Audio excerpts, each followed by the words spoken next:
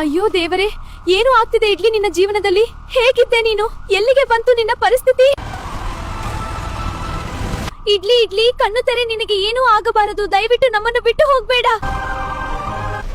ದಾರಿ ಬಿಡಿ, it's very emergency, ದಾರಿ ಬಿಡಿ.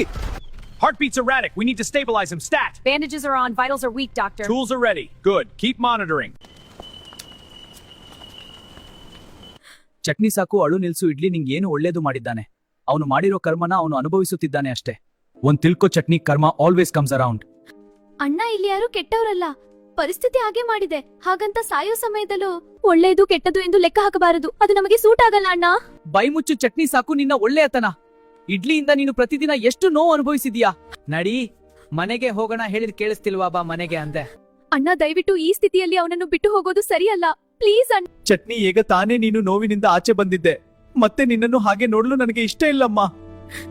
ನನ್ನ ಹಣೆ ಬರಹದಲ್ಲಿ ಏನು ಬರೆದಿದೆಯೋ ಅದೇ ಆಗತ್ತೆ. ಬದಲಾಯಿಸೋಕಾಗಲ್ಲ. ಸಮಾಧಾನ ಮಾಡ್ಕೋ. ಹೌದು ಗೆಳೆಯ, ಚಟ್ನಿ ಹೇಳಿರೋದು ಸರಿ. ಇಡ್ಲಿಗೆ ಪ್ರಜ್ಞೆ ಬಂದ ಮೇಲೆ ಹೋಗೋಣ. ಇರು. ಬರ್ತಾ ಬರ್ತಾ ಇಡ್ಲಿಯ ಸ್ಥಿತಿ ಬಹಳ ಕ್ರಿಟಿಕಲ್ ಆಗ್ತಿದೆ. ನಮ್ಮ ಪ್ರಯತ್ನ ನಾವು ಮಾಡಿದೀವಿ, ಇದ್ರ ಮೇಲೆ ಎಲ್ಲಾ ದೇವರಿಗೆ ಬಿಟ್ಟಿದ್ದು.